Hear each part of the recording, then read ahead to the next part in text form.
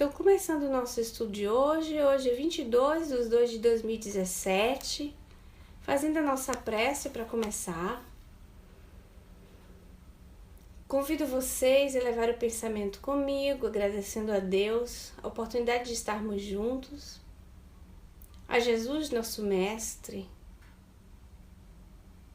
por manter sempre a sua palavra quando nos disse que quando 2 ou mais pessoas estivessem reunidas em seu nome, ali ele estaria. Essa frase do Cristo nos dá muito conforto, porque muitas vezes, ó Jesus, nós nos encontramos a orar ou a fazer o nosso evangelho sozinhos. E isso muitas vezes nos dá um abatimento, pensando quanto às vezes nós somos incapazes de reunir os nossos queridos, parentes e amados para um momento tão sublime de comungar o teu evangelho em companhia. Porém, nós não somos um, porque com certeza o nosso Espírito Protetor está conosco naquele momento e a partir daquele segundo nós somos sempre 2. Então, 2 ou mais, porque era impossível falar de ti, falar do teu evangelho e permanecer sozinho. Abençoa-nos, Senhor. O nosso propósito de começar o nosso trabalho dessa manhã, iluminando os lares dos nossos irmãos do GE Francisco de Assis, iluminando os lares dos nossos amigos aqui do Maria de Nazaré, pedindo a permissão de começar o trabalho de hoje. Graças a Deus, que assim seja. Então, gente, voltando, continuando com o estudo do nosso livro Recordações da Mediunidade, nós estamos no capítulo Materializações. Depois que a Dona Ivone contou todas aquelas materializações maravilhosas que ela presenciou, agora ela vai contar as materializações não tão lindas que ela esteve presente. Vamos lá. Mas, de outra vez, de outra feita, espíritos turbulentos e obsessores se apresentaram batendo pelas portas no interior da mesa e das paredes, arrastando cadeiras e se deixando ver. Um deles, durante a materialização, com a clássica túnica negra e o capuz, vestuário esse tão próprio da classe, enquanto encobria o rosto com visível impressionante máscara de caveira.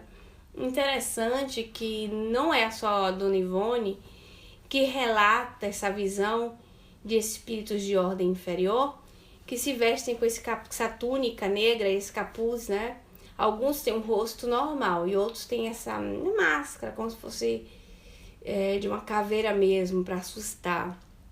O próprio Frederico Fig, o irmão Jacó, do livro Voltei, quando ele está concluindo o livro, ele nos diz que ele foi voltando para a colônia onde ele estava e ele é atacado por esses vários espíritos vestidos dessas túnicas e que aqueles especificamente eram antigos religiosos, que ele mesmo, quando encarnado no Brasil, combatia, mas com muito ódio, com muito assim, sede de perseguição. Continuando aqui, batendo os dentes e alojando os pés e as mãos de esqueleto humano, e alongando os pés e as mãos de esqueleto humano para que os víssemos com precisão, pensando apavorar-nos. Ambiente espiritual pesado e angustioso. Sessão agitada. Aqui o espírito do Dr. Augusto Silva pôs termo, mandando encerrar os trabalhos e cautelosamente advertindo-nos sobre a delicadeza de tais tentativas. E finalmente, numa das últimas reuniões que assisti, realizadas por essa admirável médium, tive a oportunidade de contemplar ainda, transfigurado na própria médium, a qual desapareceu nas nossas vistas, estando sentada, como sempre, na frente, o menino Zezé, de 14 anos de idade, sobrinho de outra médium lavrense, a senhora G.P. morto por afogamento na lagoa denominada Angola, nos arredores da cidade durante as férias do ano de 1924, as quais passava com a tia, pois residia na capital paulista. Então, primeiro ela fala desse espírito feio que se fez ver e que esse outro espírito, Dr. Augusto Silva, encerrou mandando ter cautela com esse tipo de tentativa. Não se sabe qual foi o clima, né? Que deveria estar, as vibrações que deveria estar naquele ambiente. Depois ela presencia uma materialização de um menino de 14 anos transfigurado na própria médium, ou seja, uma sobreposição do espírito do menino em cima do médium transfigurado, né? Apresentou-se ele com a indumentária usado para o sepultamento do cadáver, ou seja, terno de calças curtas, azul marinho e camisa branca tipo esporte, com respectiva gola sobre a gola do paletó e punhos à mostra, como então era a moda para os rapazes daquela idade. Indumentária também habitualmente usada pelo jovem a preço, antes da desencarnação. Enterraram o menino com aquele tipo de roupa e ele apareceu exatamente com a roupa do qual foi sepultado, né? Na mesma reunião, foi também materializado o espírito familiar da médium, o índio brasileiro Emanuel, o qual tantas e tão belas curas em enfermos e obsediados realizou com o concurso da mesma intérprete, ou seja, a mesma médium. E o índio brasileiro se apresentava com o nome de Emanuel. Disseia o concurso da mesma intérprete. Assim humanizado, o índio Emanuel disseia estátua de bronze lucilante, tão bela era sua aparência. Meio desnudo, trazia como único vestuário os acessórios próprios da condição indígena e o seu talabarte, o depósito das frechas, as próprias frechas, o arco, o diadema e as pequenas penas que o enfeitavam, lucilavam em reflexos brancos, azuis e amarelos. Era jovem e seus cabelos escuros e longos, também reluzentes, caíam pelos ombros. Trazia como estampada em toda sua configuração a raça indígena a quem pertencera, Tamoio. Então aparecia esse índio que se dava pelo nome de Emanuel, totalmente materializado, muito bonito, com todas as características do índio, ao ponto da Dona Ivone poder ver, interpretar e descrever totalmente o índio. E que a configuração da raça indígena a que pertencera, o Tamoio. Em linguagem da sua tribo, usando o sotaque próprio dos índios brasileiros. Pela garganta da médium em transe, ele orou o Pai Nosso em voz discreta e solene ao despedir-se. Então o espírito sabia um Pai Nosso, né? Um espírito que era um espírito cristianizado, apesar de se aparecer como índio. E novamente nós vamos perceber que o espírito se comunica pela garganta da médium, por mais materializado que ele esteja, né? Então ele aparece pela garganta, ele fala pela garganta da médium, que é um fenômeno muito interessante. Não foi possível constatar a autenticidade desse dialeto, pois as pessoas presentes não conheciam o idioma tupi-guarani nem os derivados.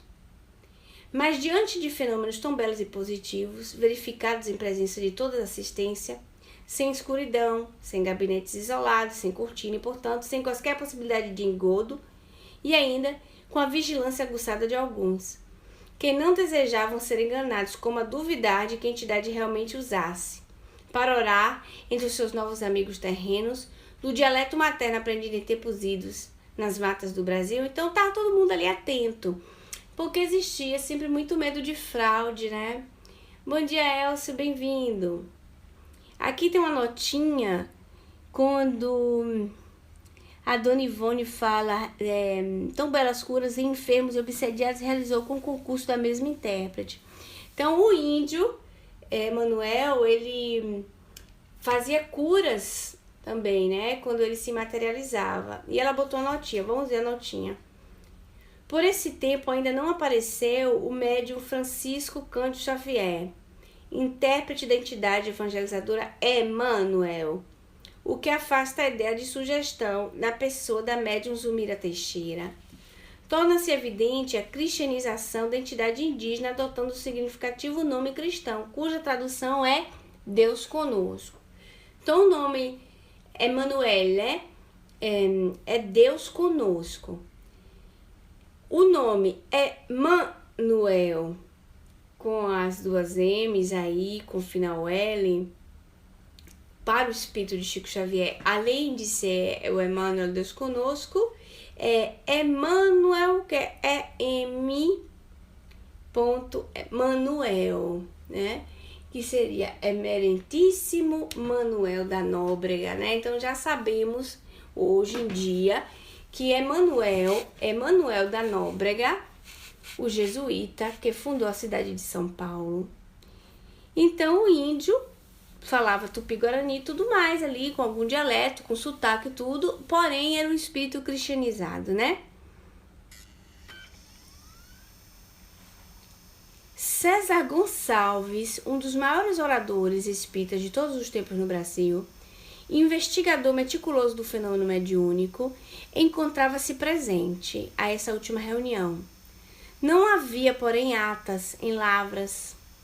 Não se cogitava de arquivar em livros ou atos as importantes revelações concedidas pelo mundo invisível. E talvez, porque não existisse tal preocupação, despidos todos os praticantes do espiritismo ali reunidos, do espírito de sensacionalismo, os fenômenos eram espontâneos e da melhor qualidade. Posteriormente, em outras localidades, onde o destino me levou, tive a ocasião de assistir às novas sessões de materializações de espíritos desencarnados, mas, conquanto respeitáveis e bem dirigidas, não foram assim tão belas nem tão convincentes. Em meu coração, Lavras, a cidade dos Ipés, no extremo sudoeste do estado de Minas, ficou assinalada como local de mais importantes revelações do além-túmulo que tive a ocasião de observar. É por isso que eu não pude jamais esquecê-la.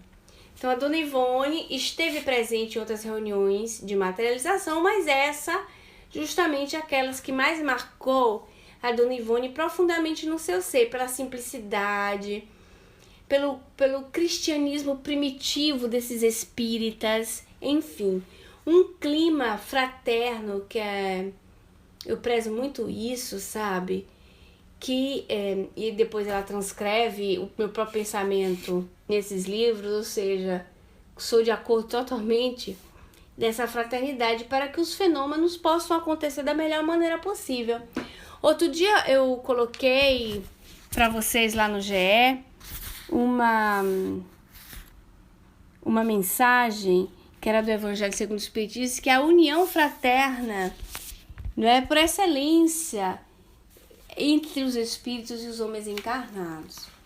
Então, sem o misticismo, mas como é que eu posso dizer, como diz Kardec, com o recolhimento necessário e o respeito que é, para termos esse contato, mas com a naturalidade que ele merece. Para que a gente tire aquele ar de mistério, né? Sobre o contato mediúnico. A gente estava ouvindo uma amiga ontem na reunião, né? E aí a gente deu aquela risada gostosa, lembrando das traquinagens da juventude. Quando menina se colocava a fazer a brincadeira do copo, a tal famosa brincadeira do copo. E ela dizia que fazia assim: se alguém está aí que possa se comunicar. E eu ri muito, porque é engraçado que a gente tem esse negócio mesmo, né? Aquele ar do mistério, aquele ar do além, que, na verdade, com respeito, com carinho, merece um recolhimento. Mas o recolhimento não significa o mistério, nem tampouco taciturno, né? Com a jovialidade necessária com a naturalidade que assim tem que ser. E a Dona Ivone diz ter presenciado outras materializações, mas que não foram tão convincentes, porque a Dona Ivone, sendo também muito séria, e teve algumas reuniões com fraudes mesmo, né? Então não tinha aquela pureza, tinha mais sensacionalismo, enfim. Que não é o caso do nosso comentário aqui agora, em crítica de reuniões outras. Então nós vamos concluir esse capítulo para começar um capítulo novo. E o capítulo se chama Testemunho. Então bem-vindo a Guizam, bem-vindo. Roberto Ceará, bem-vindo também. Testemunho. Na morte violenta, as sensações não precisamente são as mesmas. Nenhuma desagregação inicial. Há começado previamente a separação do perispírito. A vida orgânica, em plena exuberância de força, é subitamente aniquilada. Nestas condições, o desprendimento só começa depois da morte e não pode completar-se rapidamente. No suicídio, principalmente, excede a toda a expectativa. Preso ao corpo por todas as suas fibras, o perispírito faz repercutir na alma todas as sensações daquele com sofrimentos cruciantes. É uma citação do livro Céu e Inferno, capítulo 1, da segunda parte, o item 11 e 12, né? Então, na morte violenta, como está lá esse trecho do Céu e Inferno, não tem um consumo devagarzinho daquele fluido, vamos dizer assim, o destaque, o desligamento através da morte, da doença, por exemplo, né? Que a pessoa caminha para aquilo ali, mas a violenta não. Só que a suicídio é muito pior, logicamente. Depois tem uma citação do Ibidem, capítulo 5, o suicida da Samaritana. Vamos ouvir. Sua alma, posto que separada do corpo, está ainda completamente imersa no que poderia chamar-se de turbilhão da matéria corporal. Vivazes lhe são as ideias terrenas, a ponto de se lhe acreditar encarnado. E aqui a Dona Ivone começa. Muitos de nossos leitores, ou quase em geral os espíritas, supõem sejam os romances mediúnicos meros arranjos literários, ficções habilidosas para exposições doutrinárias. Alguns confessam mesmo não se darem o trabalho de ler tal literatura, visto não se interessarem por obras fictícias. Não sentem nem mesmo a curiosidade, muito razoável, demonstrando o zelo pela causa esposada, de observar a arte com que os romancistas espirituais tecem os seus enredos para apresentar a magnificência do bem que tais livros tanto exaltam, alheios como, se bem deixam estar, a relação dos fatos reais da vida de cada dia, que os mesmos livros expõem paralelamente com o ensinamento revelado pela doutrina dos espíritos. O espírito Adolfo Bezerra de Menezes, em certa obra mediúnica a nós concedida, Dramas da Obsessão, classifica os romances espíritas de similares das parábolas messiânicas, vistos serem eles extraídos da vida real do homem, enquanto as parábolas igualmente foram inspiradas ao Divino Mestre pela vida cotidiana dos galileus, dos judeus e de suas azafanas diárias. Então, não sei se vocês sabem, mas existem espíritas que são contrários aos romances. Existem espíritas acirradamente opositores. Como a Dona Ivone era médium romancista, né? Escreveu muito livro, psicografar de romance. O que acontece? Ela sabia que recebia críticas pensando que fosse uma habilidade, eles no caso, né, os opositores, pensando que fosse uma habilidade do médium de escrever, digamos, romances, pequenas novelas insignificantes. É bem verdade que hoje, né, existem muitos livros, romances, que, como é que eu posso dizer, produzem não, que rendem muito pouco.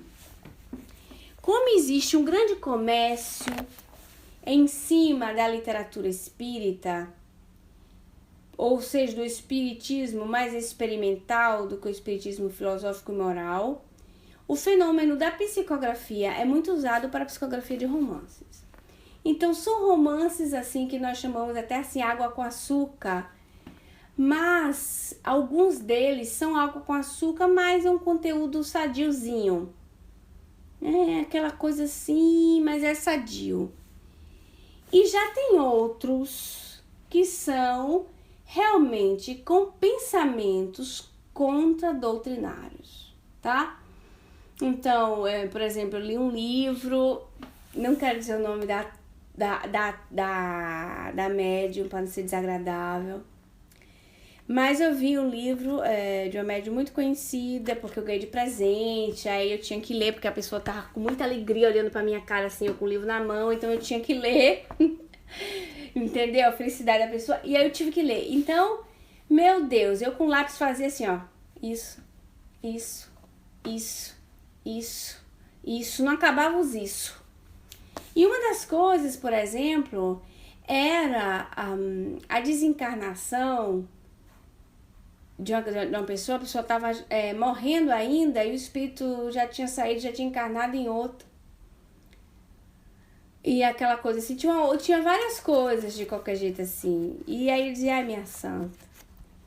Aí eu fazia, ai minha santa. E tinha muita coisa, por exemplo, que... como é que eu posso trazer? Que isso eu já vi se repetir muitos e muitos romances. Eu tô dizendo isso pra vocês que eu tenho muitas horas de quilômetros de romance. Então, eu posso opinar nisso aí, tá? Eu tenho horas e horas e horas de romances. Livros e livros e mais livros. Então, eu vi muito romance que desresponsabilizava a pessoa e fazia a pessoa mais ou menos desavisada, que não tem muito preparo doutrinário, que ela visse no espírito obsessor o culpado da sua vida. Tá indo daquele jeito, daquele outro jeito, né? Então ficava assim muito claro o ataque da espiritualidade inferior e a pessoa como vítima daquilo ali. E nós sabemos muito bem que não funciona desse modo, por uma questão de vitimismo, porque se existisse um vitimismo, existiria também uma injustiça. Dado que Deus não é injusto, aquilo ali não é veriteiro. Então não trazia, vamos dizer assim, às claras a realidade do que é a corresponsabilidade entre o obsessor e o obsediado, tá? E isso, ou algumas coisas místicas, que as pessoas fantasiam, e não é nem assim fantasia que é uma invenção do espírito, mas que as pessoas fantasiam uma certa situação na sua vida e ela foge da realidade do que seria a responsabilidade dela em resolver o que ela está programando. Então, tem muito disso mesmo. Mas a dona Ivone do Amaral Pereira fala dos romances, por exemplo, do que ela escreveu. Então, eu dou aval a todos eles. Os romances de Chico Xavier, nós sabemos muito bem, não é? Os livros de André Luiz, a vivência de André Luiz no mundo espiritual, a vivência trazida de Emmanuel com o cristianismo primitivo, a vivência do irmão Jacó no livro Voltei, Memórias do Pequeno Morto. Tem mais. Tem uma outra médium também, na qual a dona Ivone entra na defesa, que me fugiu o nome dela agora, senhor, gente, eu falo dela direto também. Esqueci o nome da médium, quando eu lembrar. E tem muitos outros livros assim, que mesmo sendo água com açúcar, não nesse nível intelectual e doutrinário, tá? Bom dia, Sereia, bem-vinda! Não nesse nível intelectual e doutrinário, porque os livros da Dona Ivone é muito doutrinário. De riqueza de detalhes. Já vocês estão vendo aqui só no Devassando Invisível, né? Então, tem outros livros não, que aquela vidinha aconteceu, passou, aí você já sabe que no final do romance, você vai saber o que houve na encarnação passada deles. Aí tem, assim, vamos dizer assim, uma amassada, né? Ficar sendo aquela amassada, o livro não acaba nunca com os personagens. Mas a Dona Ivone entra aqui em jogo para falar de livros que merecem respaldo. Então, no tempo que a Dona Ivone escreveu esse livro aqui, falando isso, não tinha o que nós temos hoje à disposição. Tem muito livro bom, Mas eu, particularmente, quando eu tenho que indicar para alguma pessoa, que a pessoa gosta de uma linguagem mais leve, Zilda Gama, Dona Edna, Dona Zilda Gama, exatamente. A médium de Vitor Hugo. Sim, senhora. Que desconfia-se ser a reencarnação da própria filha dele, né? Aquela que morreu afogada. Que foi o motivo no qual ele se interessou pelas mesas girantes, espiritismo, enfim. Dizem que é ela. É por isso a afinidade, né, dele trazer os livros por ela. É Dona Zilda Gama, sim. Que eram os livros que mereciam estudos nossos. Viu? Eram os livros que mereciam também os estudos nossos. Então, voltando ao assunto dos livros, eu indico livros assim, como eu sei alguns, eu sei mais ou menos os conteúdos mais leves para pessoas que têm um problema A ou problema B. Eu sei mais ou menos assim como indicar como base para a pessoa, para não confundir. Porque tem coisa mesmo que eu não aconselho. Eu não dou na mão de ninguém, eu assim, lê aqui não. Eu sei lá aquele efeito que vai fazer na pessoa, né? Então, até na indicação de um romance, a gente pode dar... Ó, por exemplo, tem um livrinho que é muito água com açúcar, mas eu adoro, porque ele é coerente. É o Violeta na Janela, por exemplo. Violeta na Janela não é à toa que vendeu milhões de livros, né? Não sei se foi milhões, mas foram centenas. E tem razão, a continuação, Vivendo no Mundo dos Espíritos também, que é um livrinho Água com Açúcar, mas é muito gracinha e é muito, vamos dizer assim, coerente não é palavra coerente. Vamos dizer assim, é muito capacitado para responder, viu? Muito capacitado para responder as dúvidas das pessoas mais simples que vão chegando, né? A Dona Edna disse ali pra gente, são livros maravilhosos. Falamos destes que Bezerra cita aqui no estudo. Os Dramas da Obsessão, gente, é um livro, assim, muito interessante. Por causa que, apesar de ser um romance, que é o que traz o Dr. Bezerra de Menezes, é um romance que é a Dona Ivone que psicografa, mas não é só isso. São situações de desobsessões que ocorreram lá no Centro Espírita de Lavras, esse tal Centro Espírita que ela fala tanto. Então, a época do socorro espiritual que aconteceu com aquela família judia e com aquela outra família, que é a mãezinha que pede socorro, vocês lembram disso? Então, foi o romance de Dr. Bezerra, aconteceu lá naquele centro espírita. Então, ela diz aqui: o espírito Adolfo Bezerra de Menezes, em certa obra mediúnica a nós concedida, Dramas da Obsessão, classifica os romances espíritas de similares às parábolas messiânicas. Isso não é maravilhoso? Pois é, porque nos ensina com o cotidiano. Quer ver um exemplo? Quando eu, Juliana, vocês estão aqui ouvindo estudo comigo há quantos anos, né? Quando eu tenho um caso para contar de fulano, de Beltrano, uma coisa que eu vivenciei, vocês gostam mais, eu percebo isso. É hora que vocês interagem mais, é hora que vocês se divertem. Porque quando a gente conta uma coisa do cotidiano, é como nos sentir mais palpáveis, mais perto daquela realidade. Os espíritos, no livro dos médiuns, explicam isso. Não na questão do romance, mas na questão porque que os espíritos inferiores, eles escutam mais a nós, encarnados no aconselhamento, do que os espíritos superiores. Porque os espíritos, falando a linguagem de Deus, olha que interessante, eles correm apavorados.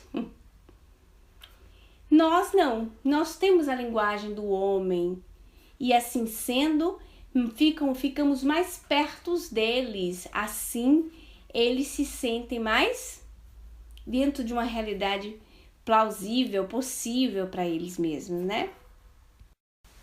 Engana-se, pois, quem julgar os referidos romances histórias ilusórias, simples composições artístico-literárias para fim de propaganda doutrinária. Estamos autorizados a declarar, dada nossa longa convivência com os mentores espirituais, que na grande maioria, pelo menos, se não na totalidade, olha que declaração importante, na maioria, pelo menos, se não na totalidade, ou seja, quase sempre, porque ela não queria fazer um 100%, né? Arriscar-se embaixo de um 100%.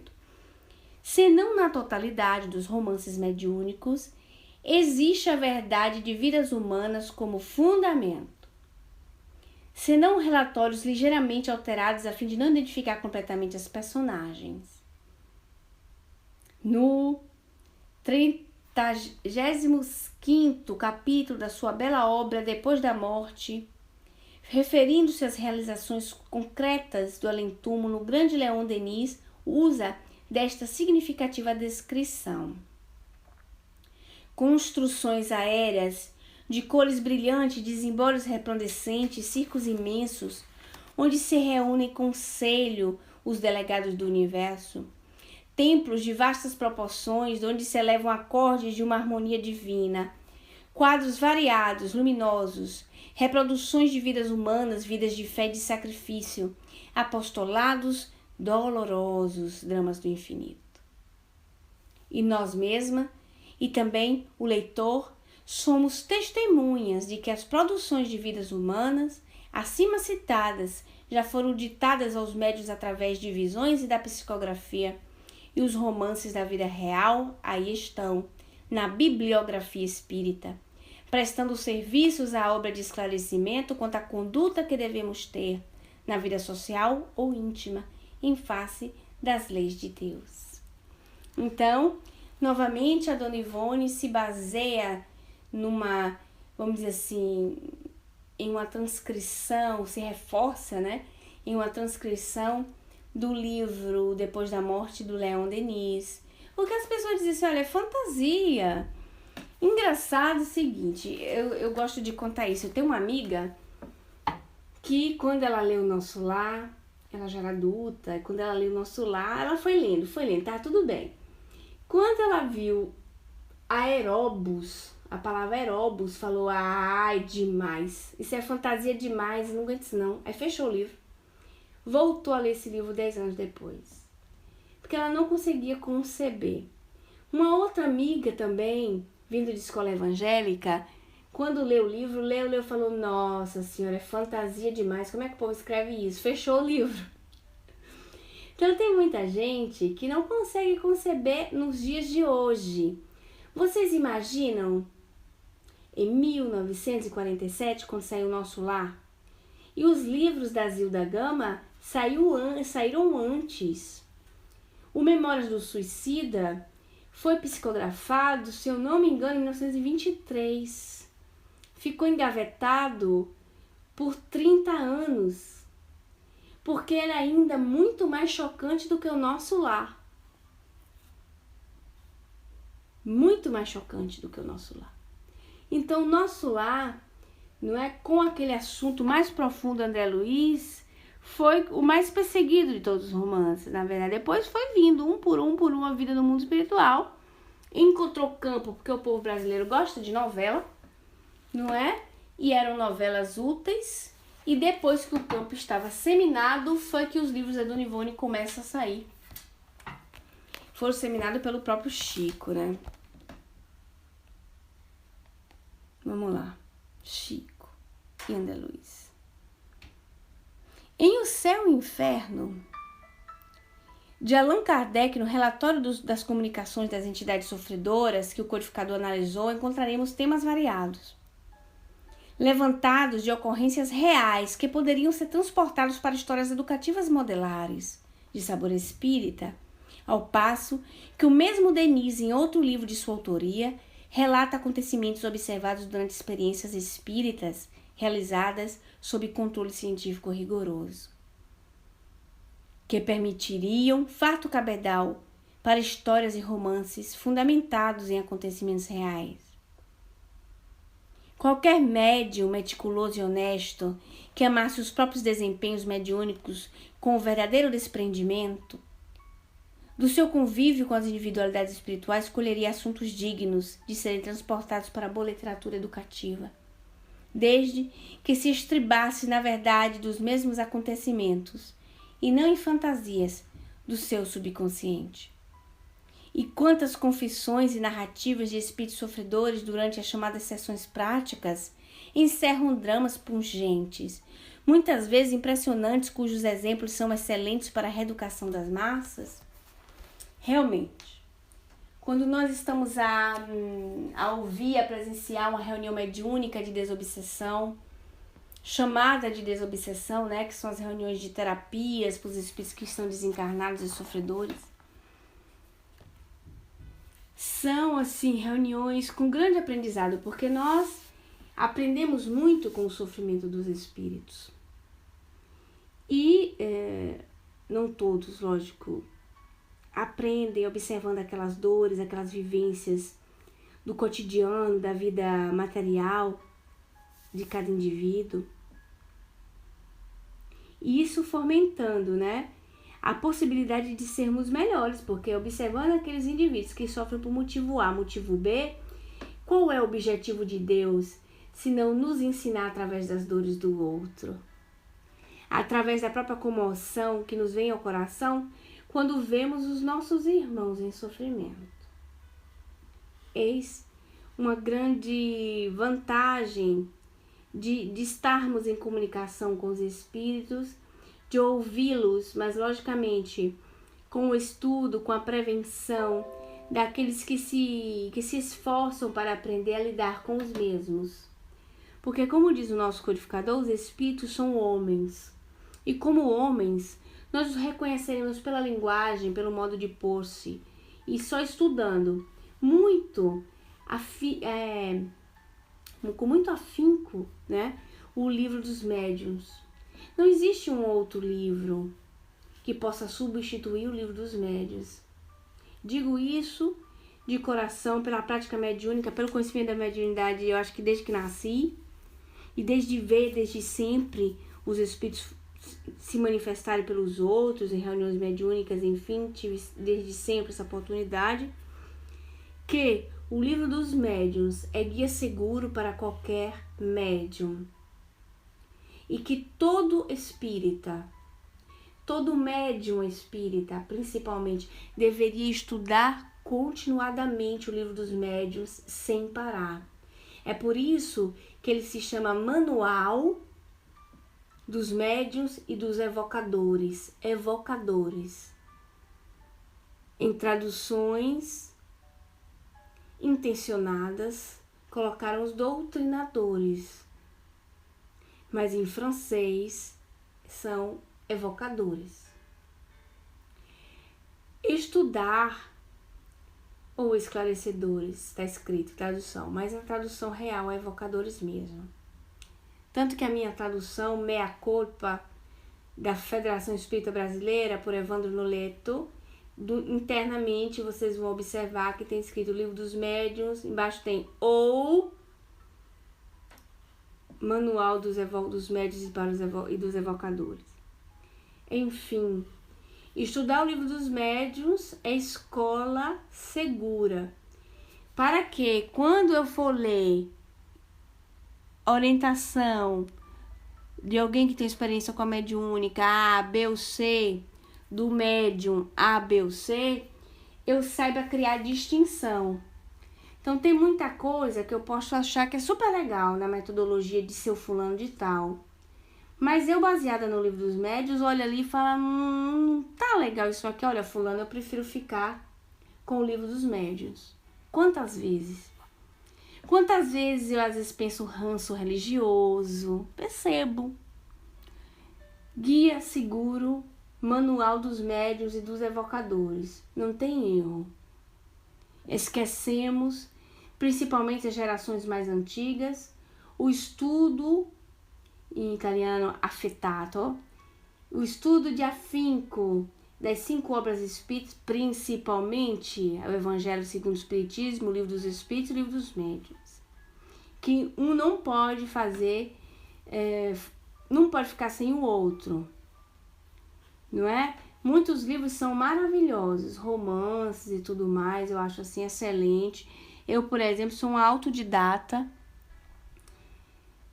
compulsiva, então eu leio muita coisa mesmo, inclusive não espírita, mas eu não proponho a meu amigo espírita livros que não sejam da codificação espírita. Eu não proponho a uma pessoa que me pede uma orientação ou que sofre que não seja o evangelho. Eu não proponho a um companheiro que sofre de perturbações espirituais, de fenomenologia dentro de casa, que não seja o evangelho e o livro dos médiuns, para que ele saiba o que está acontecendo com ele, para que ele não deposite em mim a resolução do seu problema, mas que ele pode contar comigo para ajudá-lo a resolver. Eu não digo ao meu amigo espírita que eu estudo situação A, B ou C espiritualista. Eu estudo por interesse, porque eu quero saber do que se trata. Mas, tendo 5 livros como minha base principal, como a confiança na terceira revelação, e na livro A Gênese, o primeiro capítulo, está lá, caráter da revelação espírita. Convivendo com tantos espíritas, eu percebo que pouco se conhece daquele capítulo. Caráter da revelação espírita. É o primeiro capítulo da Gênese. Primeiro. Né? Quando eu leio aquilo ali, eu digo, isso aí. Então, não pode ter espíritas sem o espiritismo. E o espiritismo, as suas rédeas, está na codificação espírita. Se eu vou fazer um curso para engenheiro e eu não souber bem a matemática de base, não adianta eu mandar ou instruir as pessoas a botarem tijolos em cima de tijolos.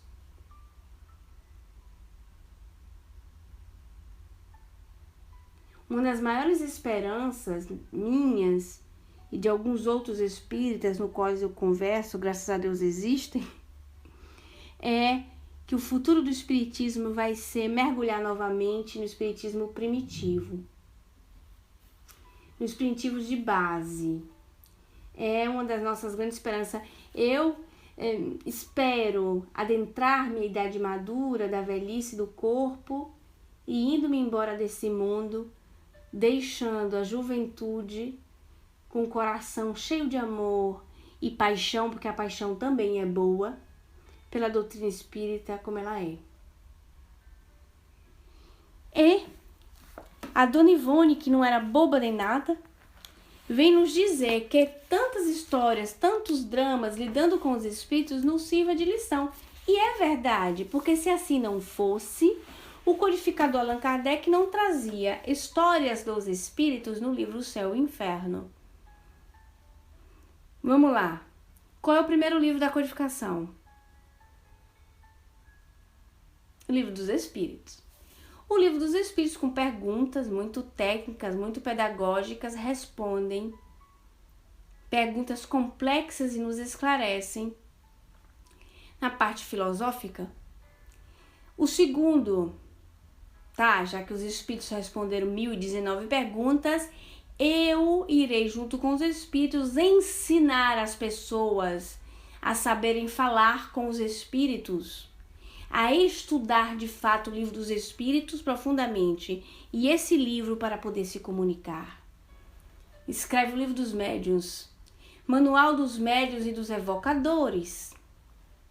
Depois, chega-se o terceiro livro, A Fase do Espiritismo, que era o da perseguição, né? Chegou com a parte moral, tocando no evangelho, o pessoal da igreja não gostou, mas era a parte do cristianismo redivivo, demonstrando que filosofia, espiritismo experimental, que é a mediunidade, não poderia sobreviver sem a terceira face da doutrina espírita, que é a moral, ligado à religiosa, que é a religiosidade do homem.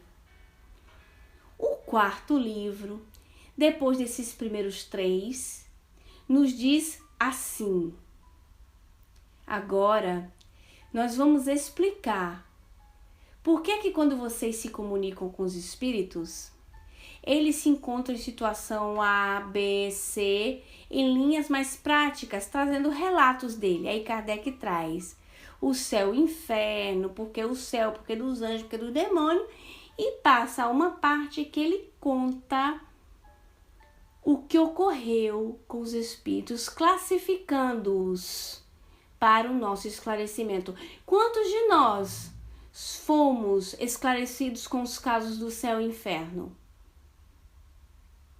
Espíritos felizes, espíritos medianos, espíritos endurecidos, espíritos suicidas. Não é assim? Espíritos arrependidos. Sim, muitos de nós, porque quantos casos a gente eu li. Cada caso cada capítulo tem um caso que chocou muito, né? Então, tinha um caso que chocava muito, muito, muito, aquele do espírito endurecido, que era uma mulher, mãe de família, uma dona de casa. Olha que situação. E a gente aprende, foi aprendendo. Conclui-se a codificação, porque Kardec não podia ir adiante, porque desencarnou. Conclui-se a codificação com a Gênese e o primeiro capítulo, caráter da revelação espírita. Ou seja, eu falei de filosofia, eu ensinei como falar com os espíritos, eu demonstrei que não pode existir nenhum nem outro sem a moral cristã, eu trouxe os relatos dos espíritos para que você pudesse saber o que acontece com eles, eu te estou dizendo para ti a grandeza dessa revelação, desse consolador que eu estou dispondo nas tuas mãos.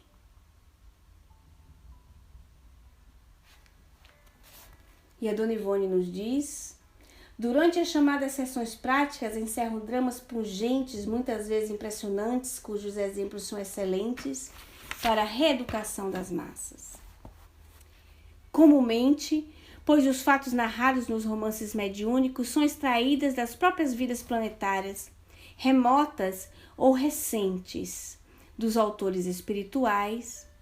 Como sabemos, acontecido com as obras há 2000 anos e 50 anos depois, concedidas pela entidade instrutora Emmanuel ao médium Francisco Cândido Xavier, além de outras da mesma entidade, que ventilam a existência de personagens por ela conhecidas no além. Então ela já entra na defesa do próprio Chico, citando as obras do cristianismo primitivo, né? Trazidas pelo próprio Emmanuel. De outras vezes, os fatos por ela conhecidas no além. Ou seja, então, por quê? Emmanuel trouxe, seja o caso dele mesmo, que é há 2000 anos e 50 anos depois, certo? Seja o caso que ele trouxe de Paulo e Estevão, por exemplo. De outras vezes, os fatos são extraídos da existência dos pupilos ou amigos espirituais de autores da obra, como sucedido romance Amor e Ódio, ditado pelo espírito Charles, e Dramas da Obsessão, onde a entidade Dr. Adolfo Bezerra de Menezes descreve as dramáticas peripécias de uma pequena falange de protegidos seus, encarnados e desencarnados, durante trabalhos que, como orientador espiritual dos centros espíritas, realizou. Ao passo que no volume Nas Voragens do Pecado, a nós também concedida mediunicamente, vemos a vida de seu autor espiritual, Charles, o Carlos Felipe II da mesma obra, e de criaturas por ele muito amadas na época, ou seja, pelo século XVI. E todos sabemos que o mesmo se deu com o espírito do Conde Rochester, que em vários de seus livros confiados à médium russa, a Condessa Krishnanovsky, participa o leitor não só das suas próprias atividades do espírito em marcha de evolução, mas também da ligação milenar existente entre o seu próprio espírito e o da médium que o serviu. Também a entidade Padre Germano confia episódios da sua vida terrena à médium espanhola Amália Dominga Soler, confidências que resultaram num dos mais belos e encantadores livros que enriquecem a bibliografia espírita, Memórias do Padre Germano. A Dona Ivone traz uma série de livros no qual ela dá aval. Por sinal, gente, esse livro Memórias do Padre Germano foi trazido o seguinte: na verdade, a Amália, sendo médium, mas não foi ela que recebeu o livro, né? O que aconteceu foi que ela tinha um amigo, ela era espírita convinta, e ela tinha um amigo que era um médium sonâmbulo. Vocês lembram o médium sonâmbulo? O cara dorme, fica totalmente inconsciente e o espírito toma totalmente posse. Fica totalmente autônomo, vamos dizer assim, né? Com a concessão do dono do corpo, tá bom. A Amália, ela copiou a mão, vamos dizer assim, né? A época, ela copiava as descrições do Padre Germano. E é um livro que a amiga de vocês aqui tem um envolvimento enorme. Adoro a identificação, identifico muito com o Padre Germano, quero um bem a ele enorme, não sei porquê. E é um livro que agora a gente vai trazer para vocês no GE. Estamos preparando o audiobook. Quem está fazendo é a Adriana. E eu vou trazer para vocês o audiobook do Memória de um Padre Germano. Tá no laboratório. Tá no laboratório do GE. E em breve vocês vão ter Memórias do Padre Germano em audiobook, narrado em voz humana pela nossa Adriana Piccioni, tá bom? Então, são livros impressionantes. E quando vocês tiverem a oportunidade de ouvir, e se vocês já não leram, e ouvindo, eu acho que parece que dá uma marcação melhor por causa que acende em nós, através da audição, uma lembrança, alguma coisa nos toca muito profundo com o audiobook. Não sei se para vocês tem esse mesmo efeito. Continuando aqui. Todos esses luminares do mundo invisível, assim como outras individualidades esclarecidas e igualmente iluminadas, são unânimes em repisar que o mundo espiritual é fértil em temas para estudos e análise, e que dramas intensos ali são surpreendidos entre as recordações dos seus habitantes, os quais muitas vezes concordam em narrar ao vivo, ou seja, criando cenas sob o poder da mente, suas passadas peripécias planetárias. Sabemos também que os escritores do plano invisível, que concedem obras literárias encarnados, se estas são românticas, costumam reunir trechos de uma existência e trechos de outra para uma lição mais completa e lógica, figurando-os como se tratasse de uma única fase planetária. Substituem nomes, deslocam datas e localidades, quase sempre com a finalidade de não identificar os personagens.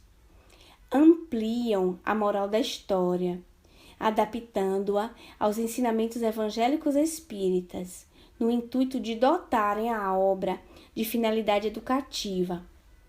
Enxertam frequentemente noticiário espírita autêntico da época, para fins de propaganda, tal como vemos no conto do Paralítico de Kiev, a nossa faculdade concedida pelo espírito Leão Tolstói, sem, contudo, alterar a essência do caso, na sua construtura veraz, e enfeitam personagens e ambientes, transportando-os algumas vezes para a aristocracia, concedendo-lhes títulos nobiliárquicos, por não ignorarem que tais detalhes possuem a magia de melhor atrair a atenção do leitor, encantando-o com a arte toda especial, muito embora algumas personagens fossem realmente antigas figuras da nobreza.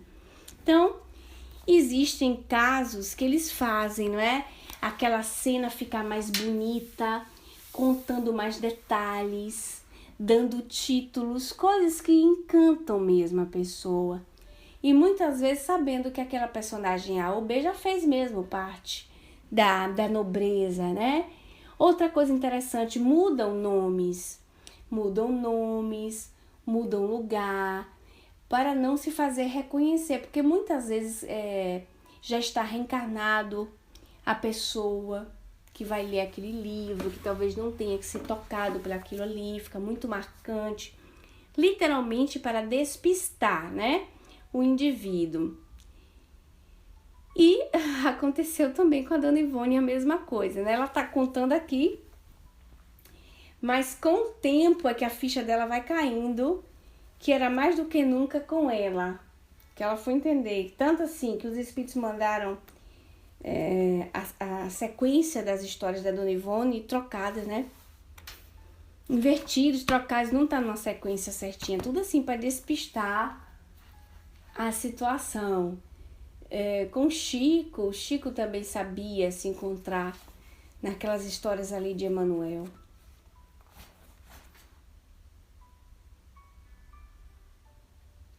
Vale aqui relembrar certas confidências do nosso grande amigo espiritual Camilo Castelo Branco, que, referindo-se à sua obra mediúnica, O Tesouro do Castelo, a nós ditada, afirmava que o espaço se achava repleto de entidades da categoria moral do barão André Januário.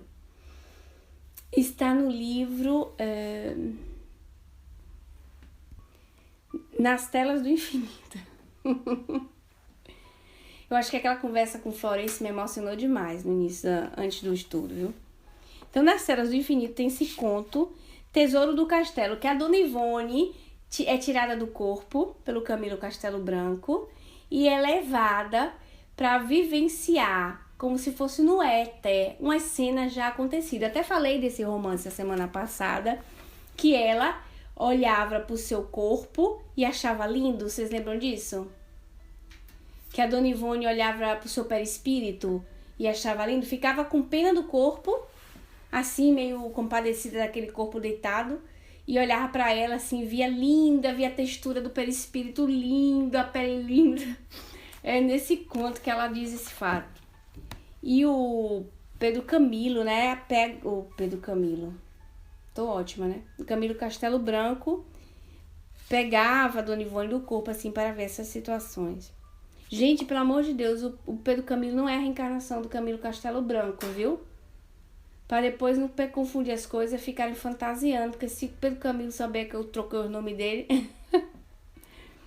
Entendeu? Então, eu aqui ao vivo, claramente, estou esclarecendo que não é isso, senão ele me pega, viu?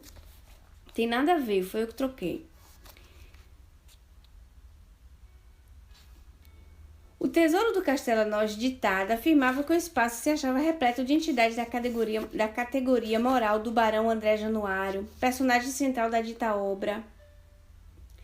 Camilo não tinha necessidade de criar ficções para ditar obras mediúnicas, porque tanto no além como na terra havia temas verídicos excelentes à sua disposição.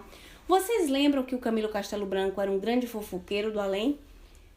Com toda a brincadeira e respeito para ele, porque ele não aguentava ouvir alguém contar a vida, que ele queria entrevistar a pessoa, já para transformar a vida da pessoa num romance. Vocês lembram disso?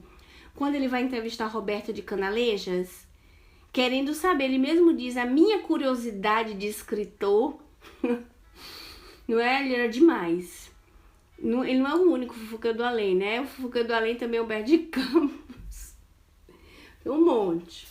Mas, assim, quando tem a tendência a ser escritor. Então, a dona Ivone diz, olha, ele não tinha mínimo de necessidade de inventar uma conversa, de inventar uma história, de inventar um romance. Porque o que não faltavam eram histórias reais para que ele trouxesse para nós.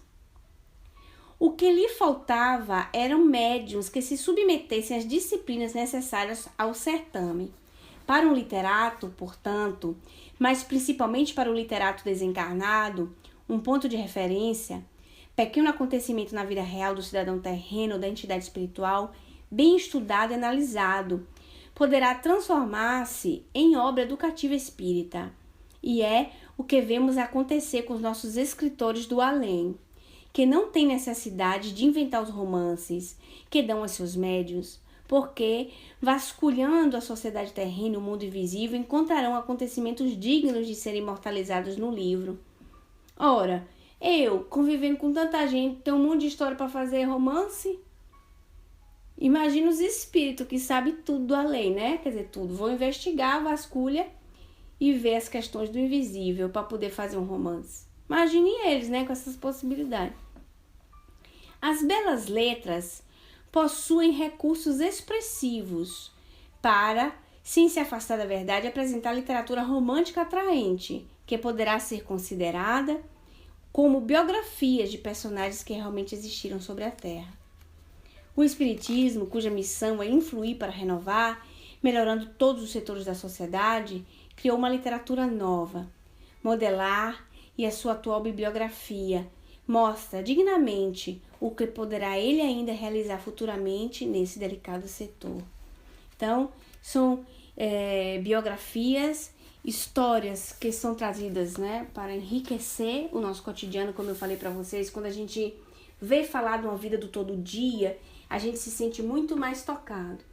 Isso está sendo assim tão gratificante, dando exemplo para vocês, que eu comecei a fazer um estudo do Nosso Lar italiano. E eu tô vendo que tá tendo uma repercussão maravilhosa, muito mais do que os estudos doutrinários mesmo, que você vê que é meio macento para eles, para o amadurecimento espiritual deles, né? Mas o Nosso Lar, a vida de André Luiz, tem tocado muito nas pessoas. Ver em italiano é bom, porque o italiano, o público italiano, ele é leigo. Ele é muito leigo de assuntos espirituais, mas muito, que é uma característica que o povo brasileiro tem fácil. O povo brasileiro tem muita espiritualização. Mesmo que ele tenha vertente A ou B de pensamento espiritualista. Então, o povo brasileiro, nessa miscigenação, tem uma vantagem, assim, muito grande na frente deles, entende? Porque a gente conta um caso, até eu acho que no consciente coletivo do público, do brasileiro, né? Então, o italiano, ele é muito, muito simples nisso. E o romance do André Luiz é interessante, porque tá tocando. E as pessoas fazem assim, poxa, esse André Luiz, né? Esse André Luiz, que coisa interessante. Aí já me perguntaram, vinha cá, mas toda pessoa que morre de câncer morreu por causa da questão dele, como ele? Então vocês veem que contar uma novela também toca nas pessoas, né? Elas fazem perguntas, fazendo estudo, logicamente, como eu faço aqui com vocês e já fiz outras obras de André Luiz, o mesmo método. Agora, mais resumido, né? Porque não dá para poder aprofundar, assim, vamos dizer, como eu faço aqui com vocês, que trago o livro A, livro B.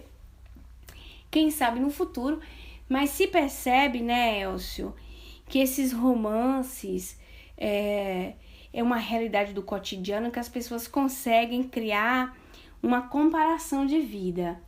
E essa comparação de vida é muito útil, porque elas começam a se espelhar, né? Como são situações nobres, a consequência vai ser nobre, o resultado vai ser nobre. Então, eu concluo o estudo de hoje aqui com vocês, agradecendo a presença, o tempo e o carinho que vocês me dedicam há tantos anos. E vamos lá. Agradecer a Jesus em uma prece. Já que o Elcio tá aqui, você quer subir, Elcio, para fazer a prece pra gente? Eu vi que a Sandra chegou aí, não foi, gente? A Sandra tá aí? Beijo, Sandra. Mando beijo pra ela, porque ela fica feliz quando eu mando beijo pra ela. Todo mundo mandando beijo pra Sandra, por favor. Sandra adora um beijo. Né? Aí, a Liana mandou beijo pra você também, Sandra. Né, Fátima? Peraí, viu? Você viu? Eu não vi que você levantou a mão, Elcio, porque esse programa novo... Vamos lá, tô passando. O Elcio vai mandar beijo pra você também, Sandra. Vamos lá. Por gentileza, dê um ok na área de texto. Beleza. Bom dia, Sandra. Um grande beijo pra você. Especial pra dona Edna também. Então vamos elevar o nosso pensamento a mais alto e agradecermos por esse carinho, por essa amizade, pela eleição da nossa professora Juliana e pela companhia de todos na salinha de hoje. Pai nosso que estás nos céus, santificado seja o vosso santo e amado nome, Senhor. Que venha a nós o vosso reino, que é de amor, sabedoria e bondade. Que seja feita, ó Pai, a tua vontade, aqui na terra como nos planos superiores. O pão que é do corpo e do Espírito dai-nos hoje. Perdoa-nos, ó Pai, as nossas dívidas, à medida em que soubermos perdoar e compreendermos aqueles que nos devem. Mas não nos deixai, Senhor, cairmos em novas faltas, pois só vós é o reino, o poder e a glória para todo o sempre. Que assim o seja. Um grande abraço a todos. Tenham um bom dia.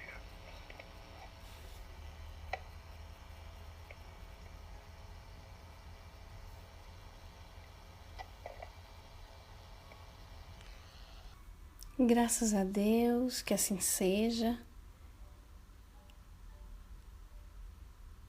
Obrigada ao Elcio. Obrigada ao pessoal do Paulo Talk.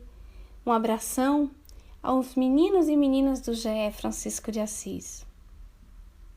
Como disse a Edna, Jesus conosco. Tchau, gente!